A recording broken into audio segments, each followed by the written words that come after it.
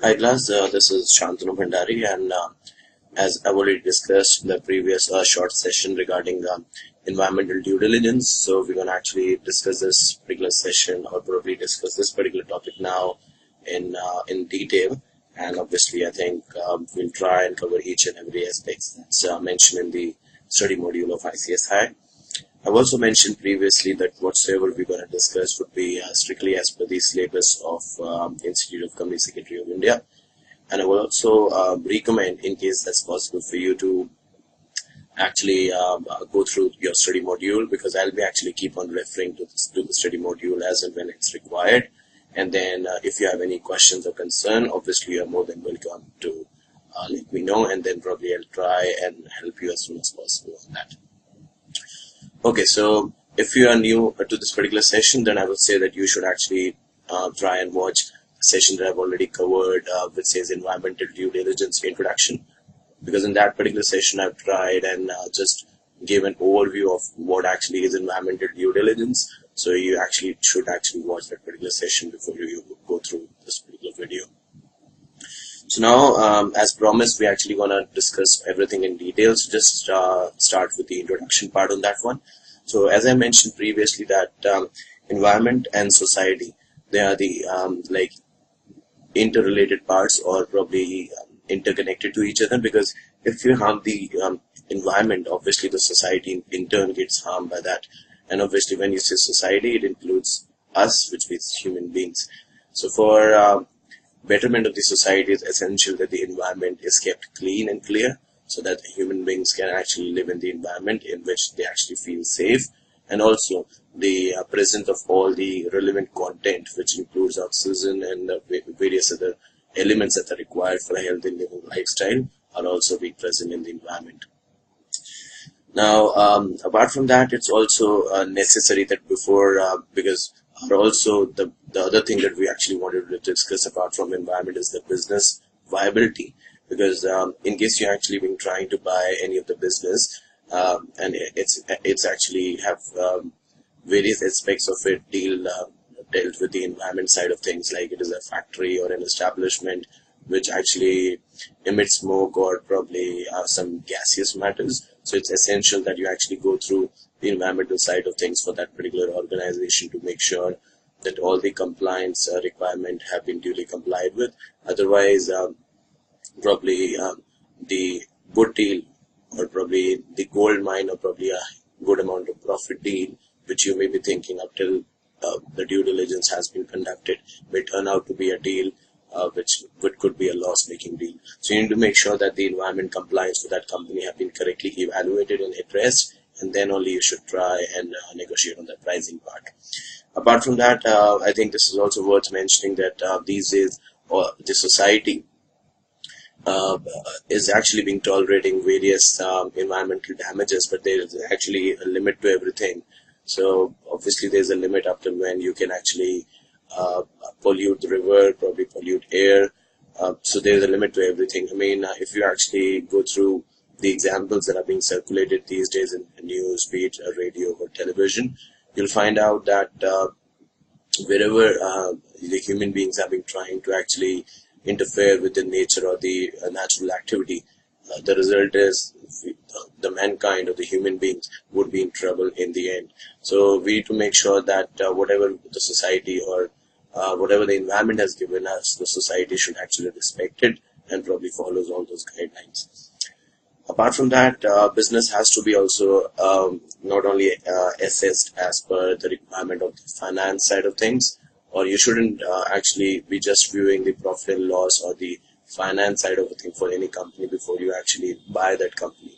You also need to make sure that you also conduct the due diligence on the environmental side of things to make sure that the non-compliance of the environment shouldn't be so much that it actually harm you in your in long run and probably decrease your efficiency. You need to make sure that all the relevant checkpoints have been done, and you are actually buying a fully compliant organization in terms of environment things.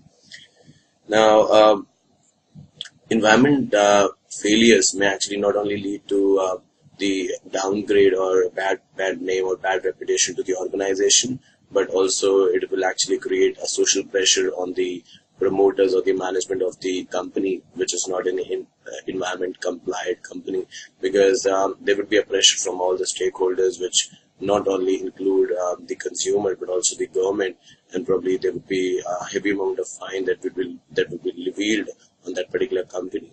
So to actually make sure that you actually save that particular money and also your reputation, you need to make sure that all the environmental complies are being according to the requirement which have been prescribed by the central and the state government or the respective pollution control board. The reason I've actually said all these things is because in the history, even I've just mentioned, but apart from that, even in the history, there have been so many times that the human beings actually have tried to interfere with the natural process of the environment.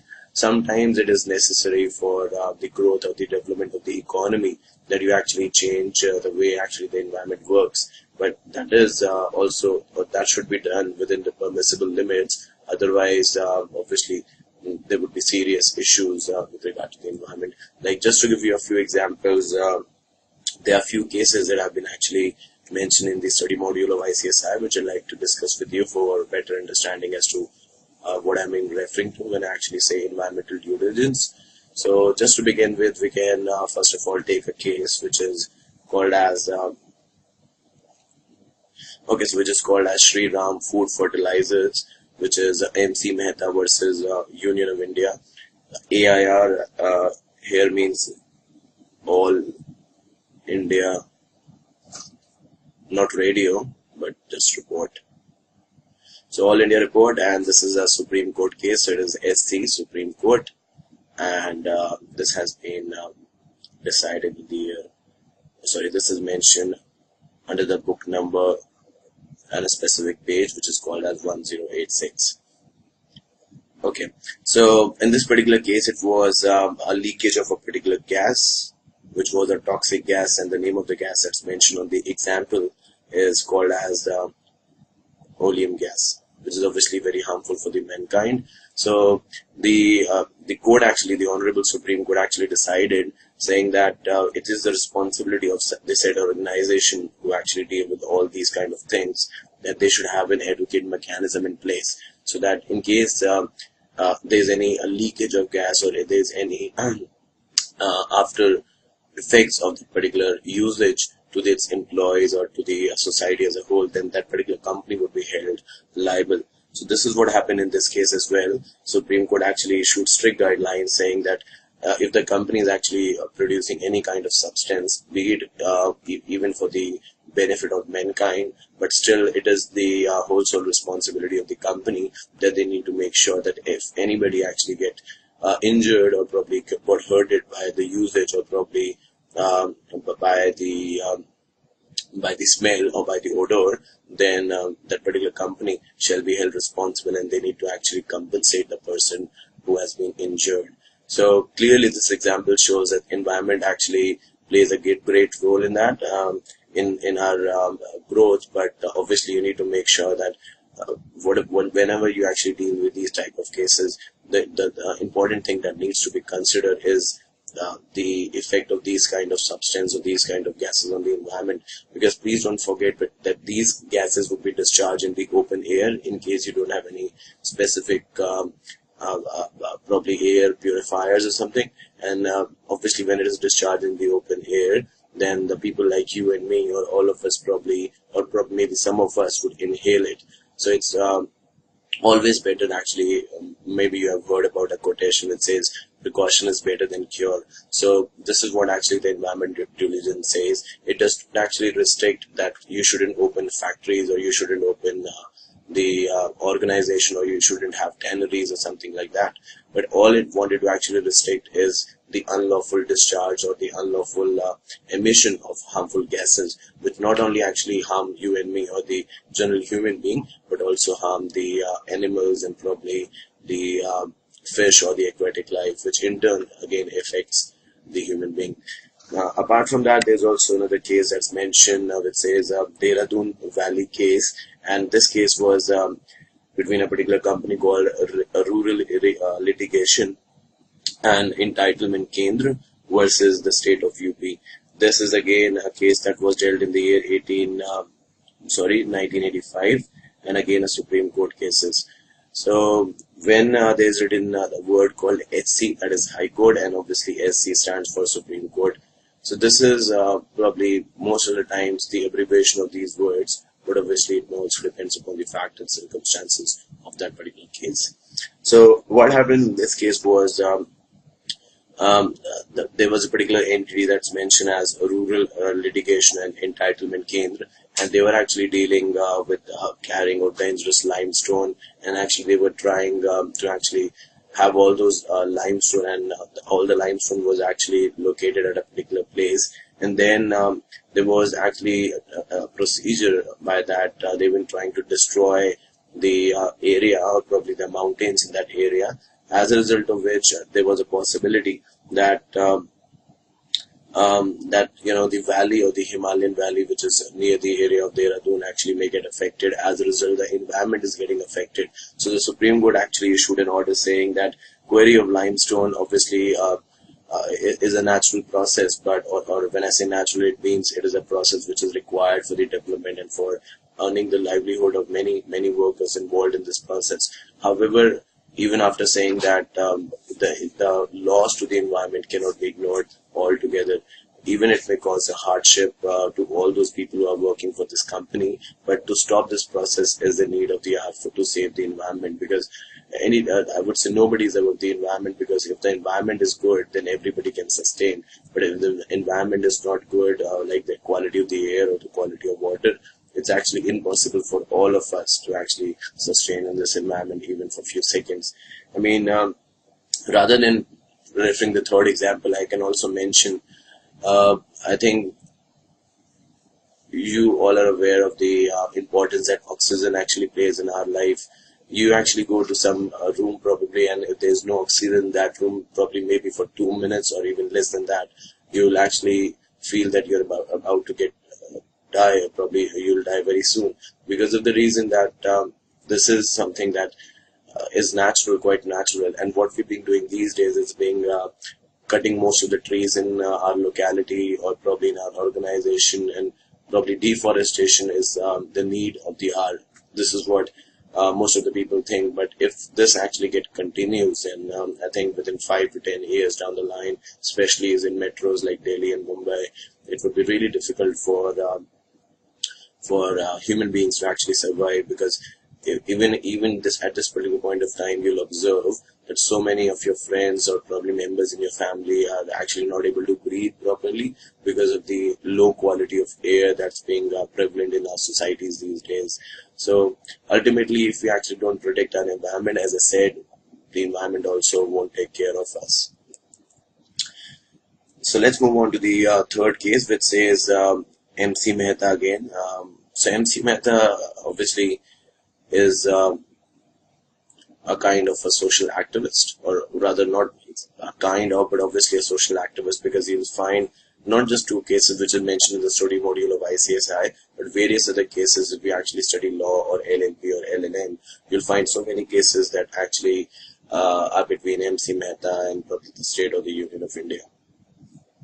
So this is a third case, and this actually happened in Kanpur. So there was few of the industries, or the few of the tanneries that was actually operated near the river Ganga, which is obviously, which obviously may be a threat to the environment. But what happens after that is, like, all these tanneries or all these industries actually were discharging their waste to river Ganga, and the waste that was discharged in Ganga was untreated waste. As a result of this, the aquatic life or the marine life obviously was getting destroyed, and it was causing serious damages to the aquatic life. Like, most of the fish or the other animals in the sea life actually were getting died, and probably this is the reason that Supreme Court actually mentioned that all the operation of tanneries need to be stopped immediately, or otherwise you need to actually have a mechanism in place by which they actually don't discharge they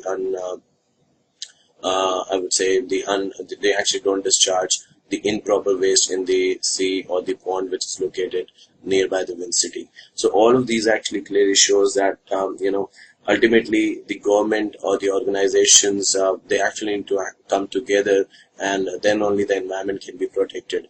And also, this is not to be mentioned, but just to make it clear that government or the society obviously consists of just an individual like you and me. So we actually need to make sure that whatever environment we create, it's not only for us but also our future generations. So if we actually wanted to save ourselves and our future generations, so we need to actually take steps to actually improve the quality of the environment in which we live, because that would be actually good for all of us. So apart from that, Supreme Court also issued guidelines saying that there has to be a body constituted for actually examining like the professional way in which the waters or the discharge is being emitted into the rivers or the sea, so that it could actually see whether the waste has been properly treated before discharging into the river or the water, or probably it is like the company are trying to save their skin and they are actually not trying to just probably treat the water in the best possible manner before discharging it. So Supreme Court actually was quite serious of these issues. So these are the few of the issues that actually you need to consider, and therefore actually form your opinion as to who is more important. Is it your comfort, or obviously is it the environment? So this is like quite basic thing that we've discussed. Now actually just move ahead the on the side of things which says why we need to conduct environment due diligence. So these are the cases that we have actually just discussed. So here, effluence means any kind of discharge in the form of water that is being coming out of the factories, and trainries are the kind of the industries where leather goods or leather equipment, or not actually goods, but obviously any kind of substance that is made of leather is produced. Apart from that, this is just one name. Probably there could be other things in which the organization promoters or the organization management was actually not very serious, and they were just discharging their waste without getting it treated properly into the river. Okay, so now actually we'll discuss about, as I just said, what is the reason to conduct environmental due diligence. I mean, we have so many kind of due diligence. Just to name a few, it could be legal, it could be finance, it could be IPR, probably it could be technical. So what is the reason as to why we should conduct environmental due diligence? Now the reason is simple. I've already explained this, I think, just 2 minutes before, but just to give a head up on that particular thing, environmental due diligence is required to improve the quality of life and to maintain the stability. If we wanted to make sure that all of us actually live in good environment where the quality of air, the quality of water is also good for human consumption, then we should obviously try and conduct environmental due diligence. Apart from that, if we talk about why environmental due diligence is necessary for a company point of view, then obviously if you are trying to buy a company, let's say company A wanted to buy a company B, then obviously company A will try and make sure that the company B is fully complied with all the environmental laws, because there's no use of buying a particular company if it is a non-compliant company. Compliance does not only means financial, legal or technical. Compliance also include environmental, because if a company B is non-compliant, then who knows it? Supreme Court or High Court or maybe any session or a district court actually serve an order on company B that it should be closed immediately because it's not complying with all the rules and regulations that are applicable in state. Also, apart from that, which we'll discuss later on, but there's the requirement of state pollution board, central pollution norms, whether the company has got all those permits. So you need to make sure that every document and every paper is there, and even if it is there, is it renewed at a regular point of time, and whether all the conditions that have been made applicable on the company B have been complied by them. The condition made applicable by state pollution board, central government, or probably Ministry of Environment, you need to make sure that company B is complied with all the environmental side of things before you actually enter into any kind of negotiation for the price or the amount of money that you're actually going to give them if you actually buy that particular company. Now, apart from that, if I just talk about the reason for performing environmental due diligence, I think the one that I've just told probably would have already covered some of its part, but those that are just left uncovered, maybe The one reason could be society reaction, because if company A is actually a fully compliant company and it's trying to buy a company which is a non-compliant company or a less compliance company, then obviously the stakeholders of company A would think that company A is not serious about the environmental issues, and probably company A, the promoters or the management of the company A are not much concerned about the society. And please don't forget, these days there is a particular thing which is in trend that is called as CSR, which is C stands for corporate, then S stands for social, and R stands for responsibility. So these are the things that form the part of CSR. I mean, when you actually say you're not protecting the environment, and on the other hand, you are saying that you are actually a very dedicated follower or a supporter of CSR. So these are the two contrary statements which cannot be actually true to each other. So either you can be a good friend towards CSR, or obviously you can be its enemy. And if you actually don't support the environmental campaign, if you don't have the environmental clearance, then obviously there's no way that you can call yourself or your organization as a CSR compliant friend, or probably CSR compliant organization. So the reason for the environmental due diligence, as I mentioned, could be even from the society point of view, which includes your customers, your client.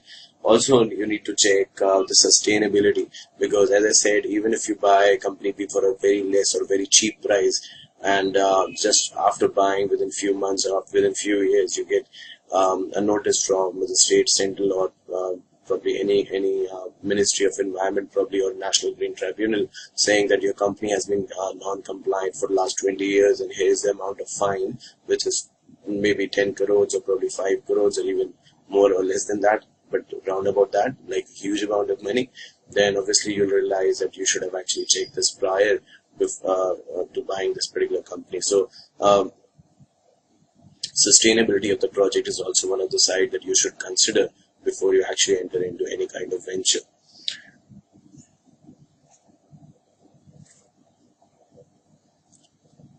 Apart from that, I think there's also, I think, the other thing in terms of the reason to be, the reason for performing the environmental due diligence could be your benefit. When I say your benefit, means company A benefit, because company A, in this example, company A is trying to actually buy company B. So if you actually found something which is probably of relevance, then relevance means a non-compliant issue for you. There's a particular non-compliance which company B has done, then obviously company A management can discuss and negotiate the price of the deal with company B management. So see, environmental due diligence or conducting environmental due diligence is not only good for the society or the environment point of view, but it may also save you a good amount of money, because you may actually negotiate a deal on the basis of that non-compliance issue. So you need to make sure that you actually, first of all, agree and probably think that environmental due diligence is one of the important segments, and then only probably you'll be actually able to work on all of these areas. Apart from that, as you can see in your screen now, that it says the process involved in environmental due diligence. So what are the process that actually one needs to follow while conducting environmental due diligence? So first, obviously it says company analysis. Now, the company analysis, the word, means that you need to make sure, if I just divide it in few segments, then I could just probably write it down saying business analysis. Then it could be product analysis, process analysis. Now what all these things means? All these things means actually kind of a company profile. The profile that the company actually has prior to its acquisition, what kind of belief or what kind of idea actually the company has, what kind of product the company actually produce, what is the process behind the production of those product, and what are the chances that this business or the business of this company will succeed in case you actually try and buy this particular company. And the most important thing is, like, what are the pollution control mechanism? Because if the company is actually a factory or an establishment, then definitely it should have a certain kind of pollution control mechanism, then you actually need to conduct verification or a cross-check, in which you'll actually find it out whether the company is being complying the laws as per the requirement of laws, or whether the company have been complying law just for the sake of complying, because in reality the company may not have anything to show you practically. Probably the company may be using outdated technologies, outdated chimneys, or probably outdated things. But in the form of papers, when you talk about the process, the company management will actually show you that it's being actually using the highest quality standard techniques. So you need to make sure that there should be no difference between the practical approach and obviously the theoretical, which is on the papers. Then the second comes is media report. Now, media report, obviously, I think if because you are all CS professional students, or I would say just the professional students, maybe. But when we talk about media report, we need to make sure that media report cannot be relied 100%. So you need to actually check the authenticity of that report. Media report may, to some extent, may help you, because obviously media will make a news about yourself or your organization if there's something.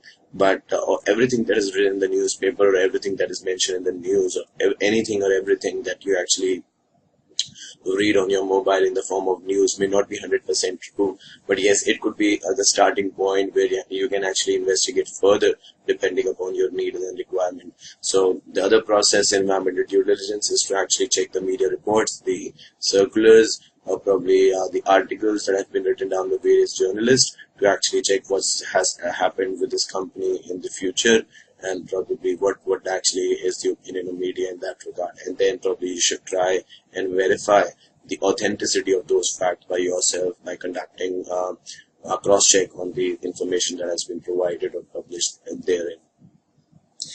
Apart from that, the third step could be stakeholders analysis. Now, if I talk about the word shareholder and stakeholders.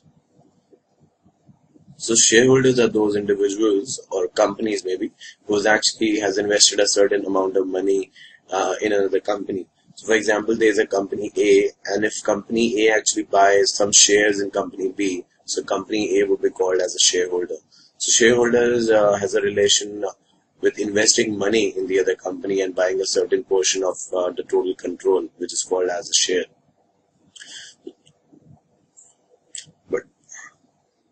But the word stakeholders is quite different, or has been used in a different sense from shareholders. Stakeholders are those individuals actually who not only invest the money, but they are actually related with the company directly or indirectly. You can call the employees of the company who even does not hold any ESOP or ESOS or even sweat equity shares. They are also called as the stakeholders. The other stakeholders could be the suppliers of the company, the government, or the society as general. So stakeholders is a wider term, and it includes anybody and everybody who deals with the company. It does not actually really matter whether the term money or money worth is involved, but in case a person is getting affected by the company and the growth of the company, then that particular person would be called as a stakeholder. So the third thing in the process involving in due diligence or the environmental due diligence is the stakeholders analysis. So what does actually the stakeholders feel about the company? What are their views about that particular company? Are they actually convinced with the mission or the vision that the company follows, the company policies, company rules, and the company regulations, and the compliance of the company in terms of the environmental side of things? Because your focus at this stage should not be financial or legal, because that is dealt separately. Our focus at this stage is only environmental side of things. So we need to make sure that the stakeholders are quite positive or just very enthusiastic or motivated by the way in which company actually deals with the environmental compliance side of things. Then the other thing would be regulatory analysis.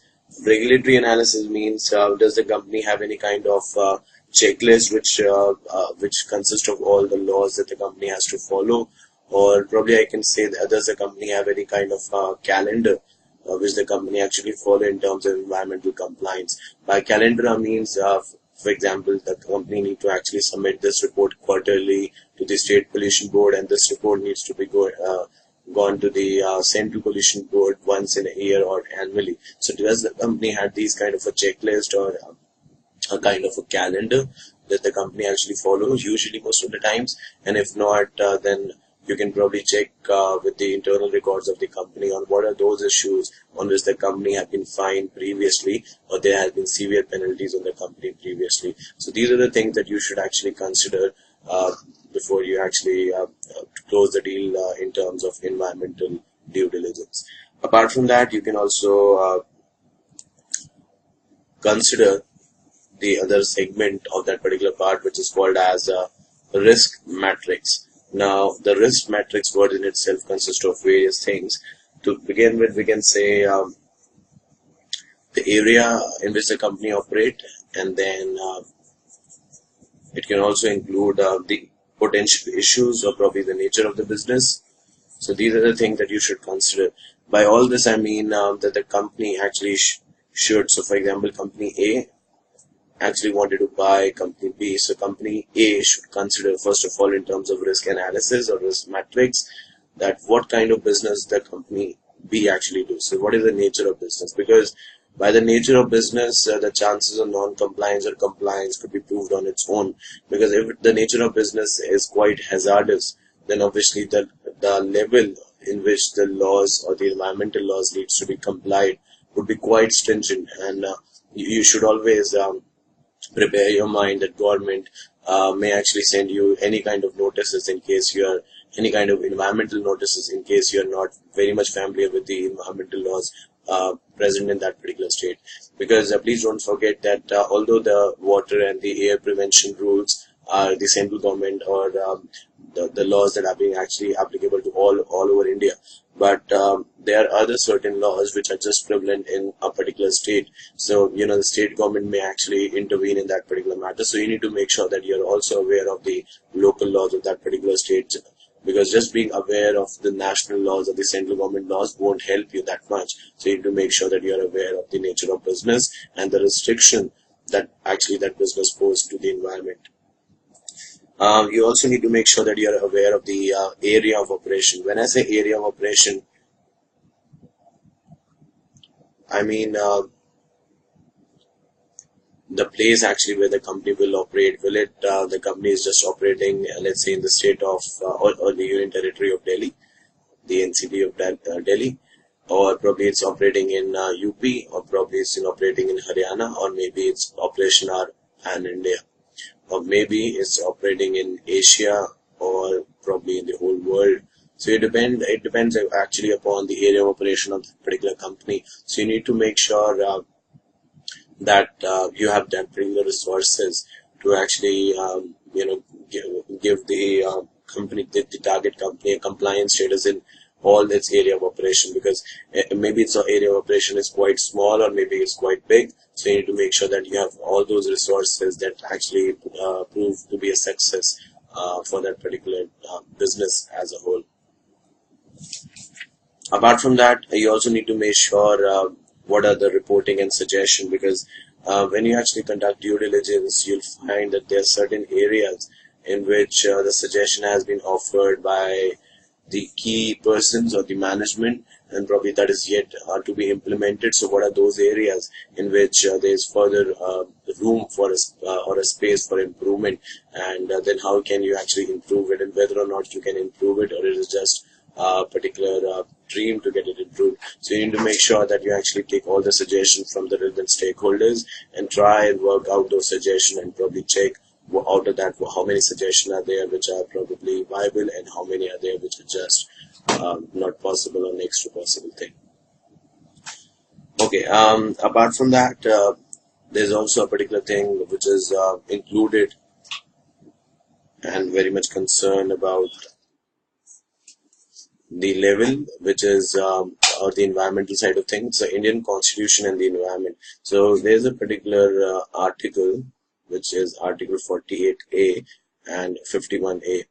Now, you may not actually be required to actually learn all those things, but you actually need to understand that the government or the Constitution of India even is serious about protecting the environment.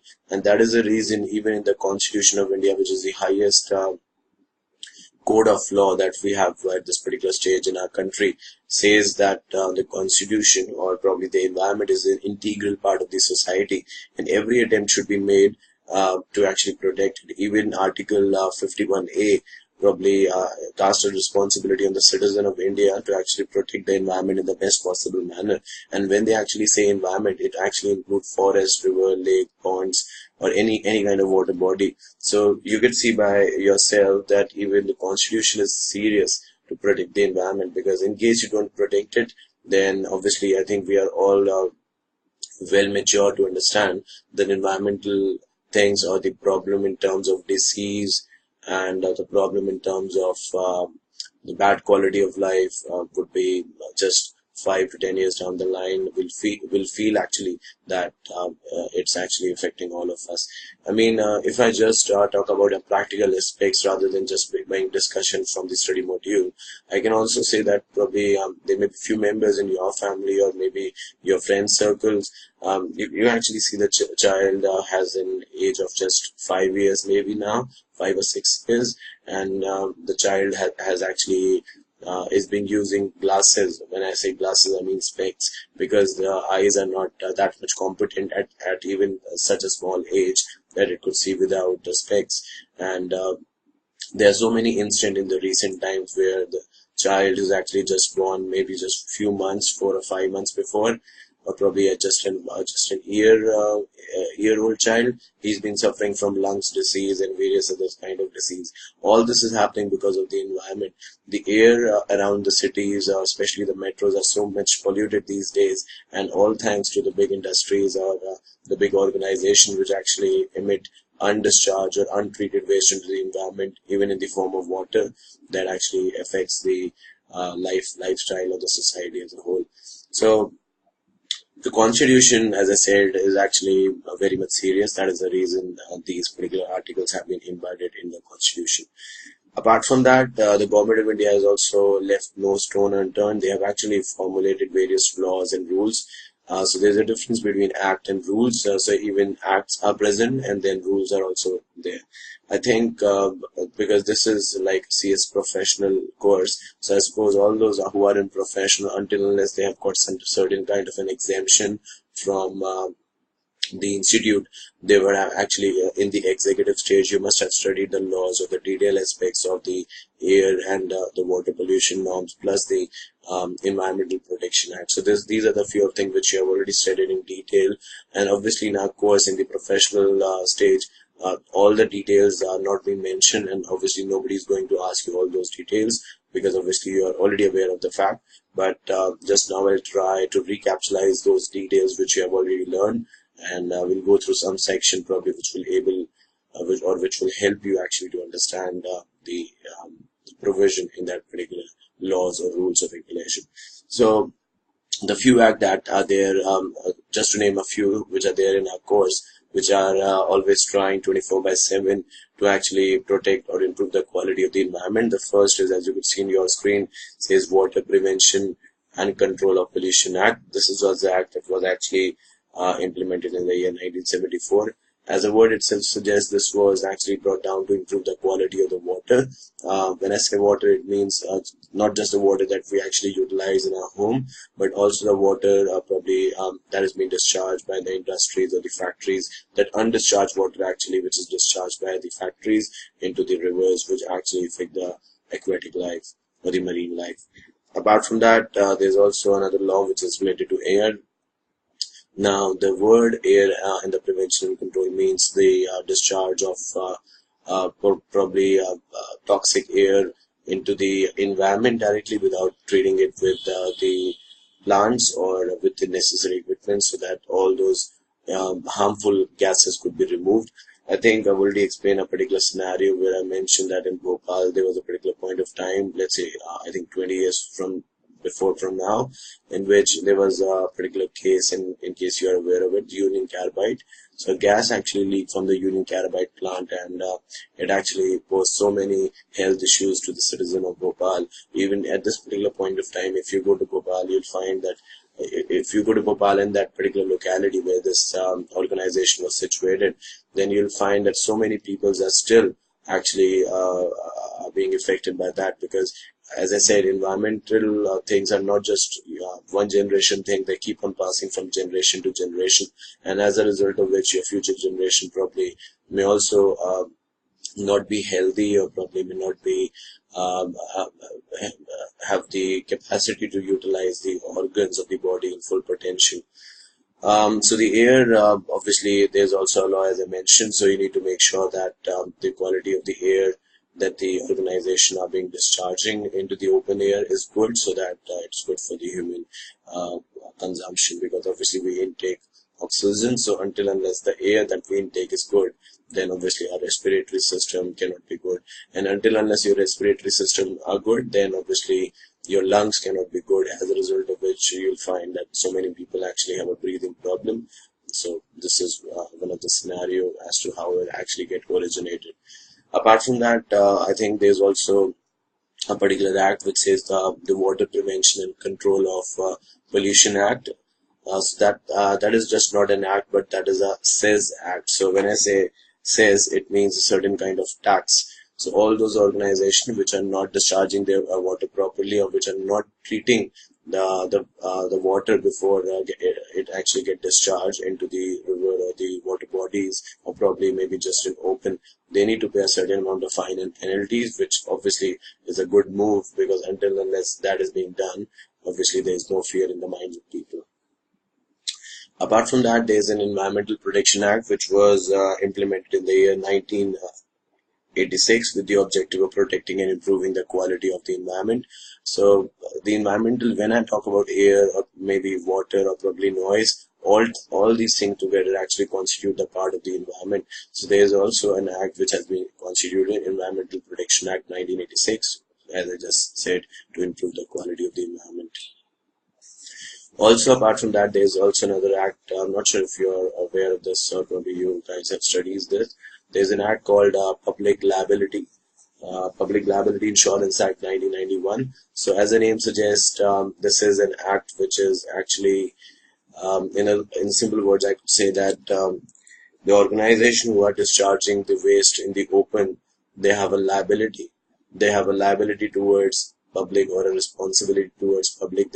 Either they should actually discharge only those waste which is treated, which probably is not harmful to the mankind, else there is a liability on that particular organization or factory. Then in case they actually discharge the untreated waste, then anybody actually who is getting affected, he or she can ask for compensation, and it is in turn the liability of that organization to make sure that they actually don't discharge any kind of untreated waste. Or the hazardous substance, which is again, hazardous means anything which actually harm the individuals, be it just the normal human beings or even the animals. Apart from that, I think you must have heard about a particular word these days which is quite common, National Green Tribunal. Now the reason being, in case you actually live in Delhi, or probably in metros, or probably even if not in metros, then obviously you must have actually watched this in news, or probably must have heard in radio, that NGT has banned the vehicles which are using diesel and more than 10 years old in Delhi. The reason being, the diesel vehicle actually emits so much pollution, and it does not mean that petrol vehicle does not emit any and it does not emit any kind of pollution, but the pollution that is emitted by diesel vehicle, be it truck or probably a car, obviously is more harmful. As you being aware, in case any of you are a science student, or probably have a good general awareness, then you should be aware of the fact that there's actually a lot of difference between diesel and petrol.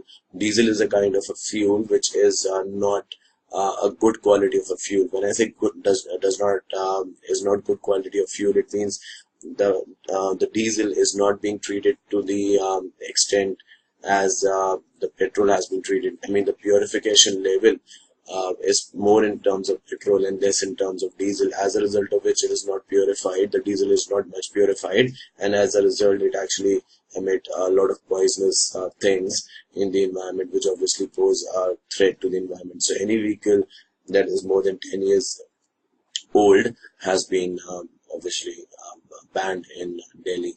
I mean, this provision at this particular stage is not, I don't think that this is applicable to all over India, but obviously Delhi being the capital of India and has a huge population, so obviously it was necessary to take such steps to actually protect the environment. So you could see by yourself that NGT or the National Green Tribunal is also very conscious as to the quality of life, because in the end of the day, even when the diesel vehicle was stopped, there was the concern of hardship to many individuals because they were running their taxis, or maybe they were actually doing their business with that particular car which was running on diesel. And when now NGT has passed an order to stop that car, it has caused undue hardship on them.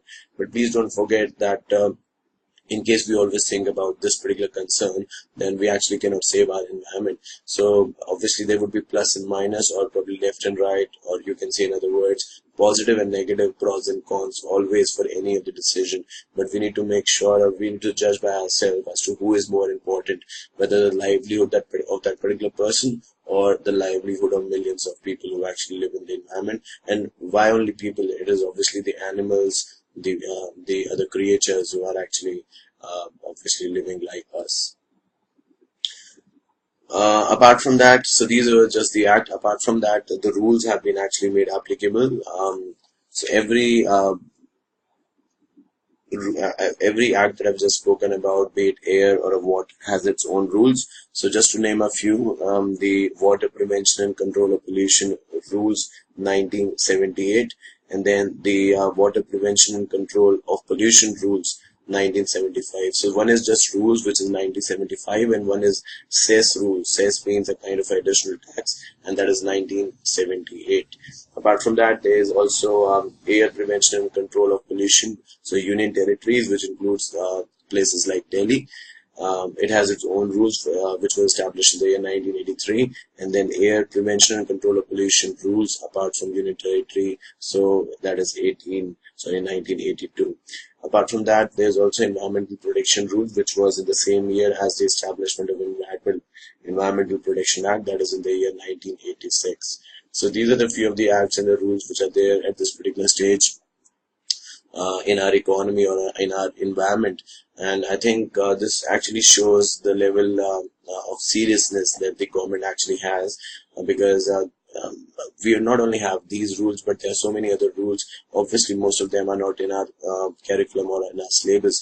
But obviously, if we talk about government side of things, and they are quite very much serious as to make the environment or this earth a better place to live, at least if we talk about India. So to make actually India live a better place, but still it's actually the burden is on each and every one of us to make sure that we actually comply with all the rules and regulation, because just for the sake of some amount of money, it's just a small amount of money, we should not actually pose a danger to the life of others who have actually nothing to do with all those stuff. Okay, apart from that, we're actually going to deal with some of the checklists. So the checklists are actually important from examination perspective. Not all checklists are those that you need to learn, but first of all, I would suggest you to actually listen to that properly, so that probably you'll able to answer if these kind of things are being asked in the examination. Okay, to begin with, I'll start with the Environmental Protection Act 1986 checklist. So when I say checklist, it means that it has some sections. There's a particular kind of table that has been given in the module of ICSI, which has a certain kind of sections, and then what those section means, when you actually need to follow that particular provision of that section, and what will happen in case those sections are not being followed regularly, or in case you are being asked to follow those sections and you don't follow those sections, being the owner or the management of that particular company, then what are the implications in terms of fine or penalties, or there may be a situation in which both of them, which is fine and penalties, both are applicable. Okay, so first of all, let's discuss with or start with a section which is called as Section 5. So Section 5, and there's a particular rule which says Rule 4. So we can say that under the Environmental Protection Act 1986, there's a particular section called as Section 5, and So I was just saying that Section 5, Rule 4. Section 5 actually says that in case there has been certain direction that have been issued by the central government, then you need to make sure that all those directions that have been issued by central government in terms of environment should be duly complied with. Also, you need to make sure that the direction that has been issued by central government may be for prohibition on further operation of your industry, or maybe for the suspension of the operation. So whatsoever direction have been issued by central government, which is covered under Section 5 and Rule 4 of the Environmental Protection Act 1986, has to be complied with. In case any person to whom the direction have been issued, be it an organization or an individual, fails to do so, then there is a provision for imprisonment and also the fine. The imprisonment probably could extend to 5 years, and there could also be a fine which may extend to 1 lakh. So if you want to save your money, hard-earned money, then you need to make sure that all the direction that have been issued by the central government are being duly complied with. This is mentioned in Section 5, Rule 4 of Environmental Protection Act 1986. Now, what is the due date by which this needs to be complied? Obviously, this is not a compliance or a checklist kind of a thing. This would be as in when you have actually got a notice from central government. So you need to make sure that whatsoever dates are being mentioned in the notice is actually complied with. Okay, so the other thing, now we actually come to the other section, which is Section 7. So what we have just dealt is Section 5 and Rule 4. Now we're going to actually deal with Section 7. Now Section 7 says that in case you have received a direction that all the material that the company is actually producing should be discharged in a particular manner, or the discharge so it says the company carrying on any industry or operation shall not discharge or emit or permit to discharge or emit any environmental pollution in excess of standard as may be prescribed. So, for example, there has been a standard or a benchmark that has been prescribed by the central government. For example, you shouldn't discharge more than 100 liters of water or probably 1,000 liters of water daily. So you shouldn't do so. In case you are discharging from the limit or exceeding the limit that has been prescribed by the central government, then you will be held liable, and the penalty would be the same as I mentioned just now, which I said like 5 years of imprisonment, which may be like 5 years of imprisonment, or may extend to 5 years, or maybe a fine of rupees 1 lakh. So, and apart from that, you also need to make sure that these are just the starting thing. So the fine, as I said, 1 lakh, which may extend to 1 lakh, and imprisonment, which may actually extend to 5 years. So these are just the starting point. In case the default actually continues even after imposing these fines, then any person who is responsible for the continuing of the operation would be fined at a price of rupees 5,000 per day till the default continues. So there are 3 types of fines or the penalties would be there. So first is the number of time period or the number of years in imprisonment, which I said probably could extend to or may extend to 5 years, or the fine which may extend to 1 year. The important thing here to note is there's a word or between 1 lakh 5 years. So either you'll be actually sent to jail for a maximum period of 5 years, or you'll be fined a total amount of rupees, which is 1 lakh. But the second thing is, so this is just one thing. The second thing is, in case even after doing any of these, so for example, you being actually fined rupees 50,000 and still you actually did not contravene, or still actually you try and contravene the provision that have been laid down by the central government, or in other words, I can say that you actually are not still following the provision which have been mentioned by central government, then the second fine that the central government can levy or probably levy on yourself would be 5,000 rupees per day till which the default actually continues.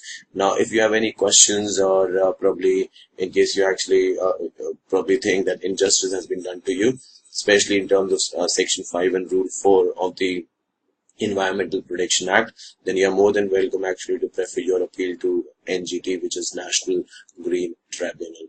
And the same provision of fine and penalties, which is, as I just said, 1 lakh in 5 years, and 5,000 actually apply even in case of Section 7.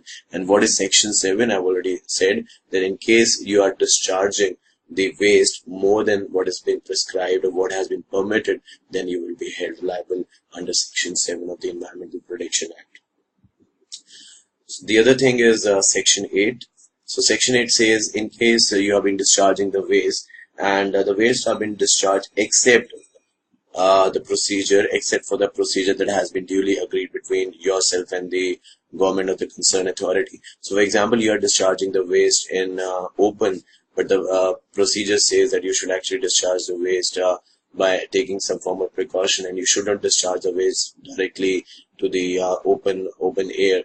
Then you need to make sure that you only discharge the waste with the provision or the compliance as has been agreed with by yourself previously. In case you actually don't actually do what you have agreed previously, then you will be held liable. And as an example, I've just said you have already agreed previously that you will discharge the waste by treating it, and then the waste won't be discharged in open. It will be actually treated first, and then with a way of pipeline, it will go to the sea or a water body. But on the contrary, what you've been doing is you are actually not treating the waste in the way it should be treated. And then also the second thing that you are actually not complying is like you are discharging the waste in open, which is not what you have agreed with the government or the state authorities. So again, in case you actually do this, then the fines are ready for you. So you may be actually sent to jail for a period of maximum 5 years, or there may be a fine of rupees, as I mentioned previously, 1 lakh. So there's a word called or, which may be good for the culprit, because either of them would be held, would be revealed on them. Plus, as an additional gift, they will get 5,000, amount of rupees 5,000 as a fine per day.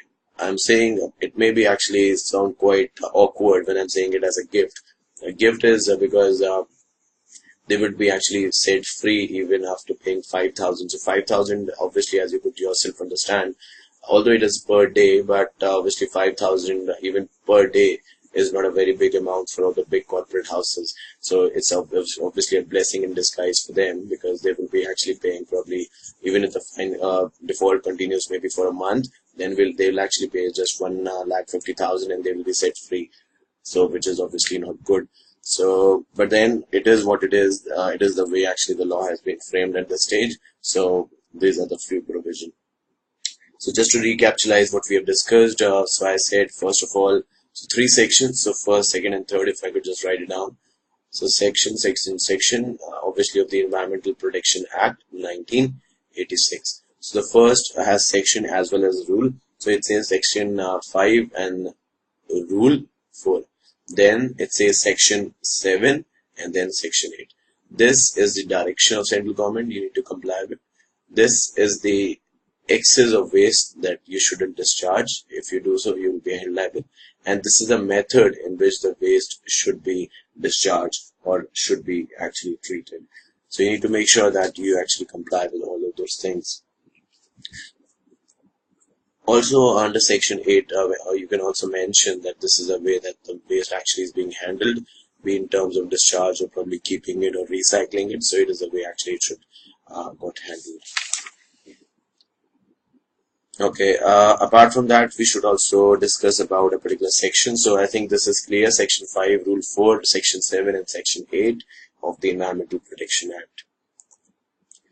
Now actually let's just go on and discuss about Section 9. Again, this is also related to the Environmental Protection Act.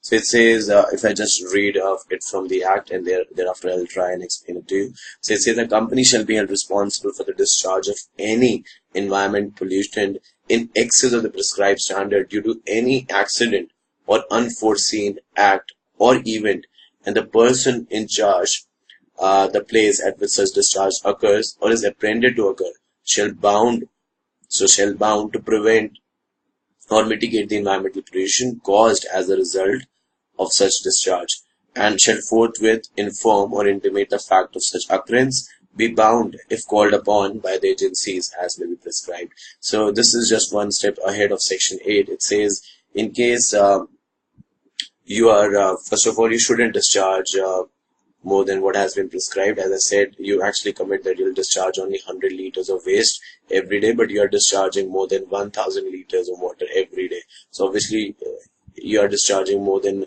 or in excess of capacity you have actually promised that you will discharge. So this is your obviously one fault.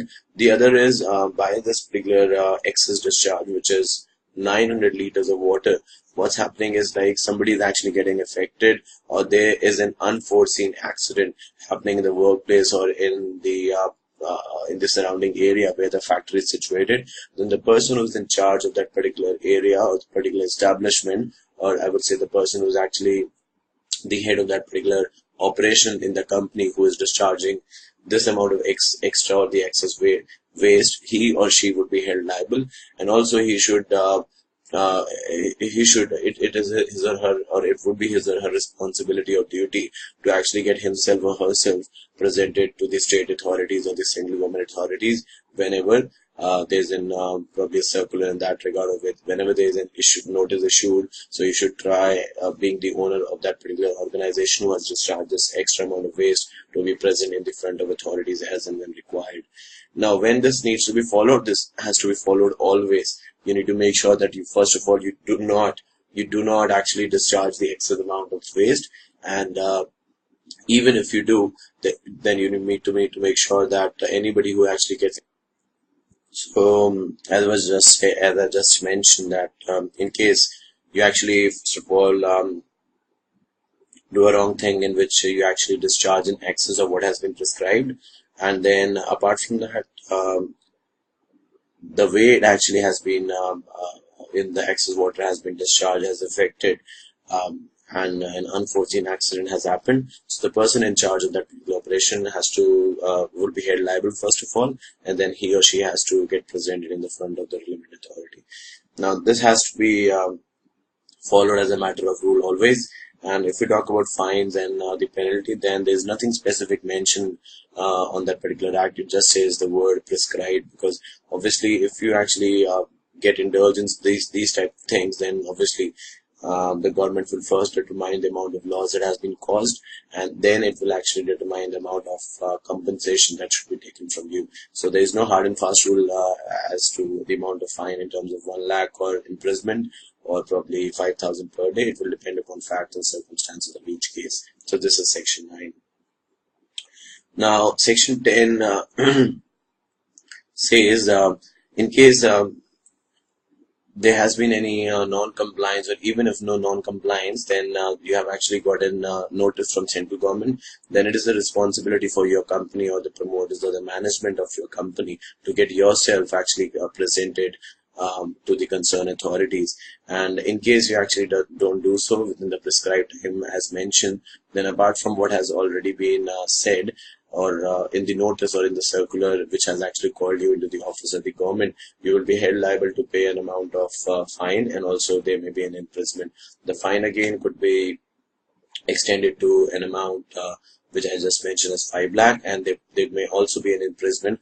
I mean, there's a word "or" between fine and imprisonment, so there may be an imprisonment of a certain time, which may even extend to 1 year. And then, in case you actually still don't comply, then the fine amount would be 5,000 per day on any person who is responsible for that offense. Now, what about Section 11? So Section 11 actually, so we've been discussing Section 9, 10, 11, all related to Environmental Protection Act 1986. Now, Section 11 says that in case there's a requirement from central government or any of the relevant authorities to actually come to visit to your place and collect samples of the air or the water or any kind of soil, then you actually should not create an obstacle for them and probably help them to actually discharge their duties effectively. So any officers who actually come on behalf of central government or the state government or the relevant authorities to collect the samples of air, waters, so you should actually allow them to do their work, and you shouldn't create any obstacle or hindrance in their work. Again, if we talk about this is when it should be done. So it should be done as and when you have actually received a notice, or probably any of the officer on ad hoc basis or suo motu basis visit your premises or the factory. So you shouldn't, as I said, create obstacles or shouldn't create any hurdles, but you should actually straight away allow them to actually do so. Now, what about fines and penalties? Again, the same, which the amount of imprisonment may extend to 1 year, while the fine may actually go till 5 lakhs. Plus, in case the offense continues and you still actually don't bother about it, then there's a provision of further 5,000 per day, which will be revealed on the person who is in charge of that particular operation. Okay, apart from that, I could say Section 12. So we have already dealt Section 9, Section 10, and then Section 12. And probably if actually mention another section which says Section 11, so Section 12. So Section 12 says somewhat similar to Section 9, but obviously not similar in all respect, because obviously that is the reason it is a different section altogether.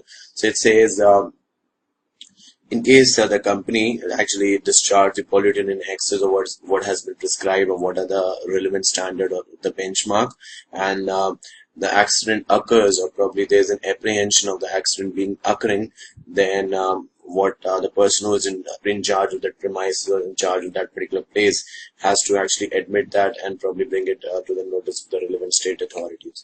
Now, this should be done as and when requirement basis, because obviously you should first of all try to not to discharge the waste in excess as to what has been prescribed. I think the best way out here could be, in case there's any issue as to what you have committed, and there has been an issue as to what you have committed and what you've been doing, you should try and discuss the fact with the relevant government or the regulatory authorities, and maybe actually if you actually put your point forward to them, there's no reason as to why they should say no, in case all the environmental clearance and all the rules and regulation has been duly complied with. Obviously, there's no doubt in saying that it's really easy to say all these kind of things, but really difficult in terms of government department to deal with them and probably to liaise with them. But obviously, if you need to work, you need to make sure that you are also a good communicator, plus to be a good citizen, and above all, a good business has to make sure that obviously it needs to comply with all the rules and regulation. And this is just one way in which you can do so. Otherwise, the way of fine, imprisonment, and penalties are always open for you, which will not only affect the goodwill of the individual in itself, but also affect the goodwill of organization and the stakeholders as a whole.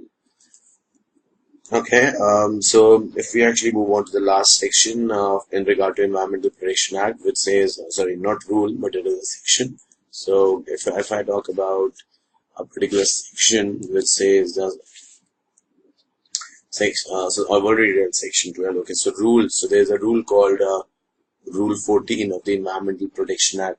So it says that every person who is actually carrying out any operation or process related to the environment, or probably in terms of the Water or the Air Pollution Act, then he or she needs to make sure that they submit a report to the government in terms of audit report, and this should be submitted annually.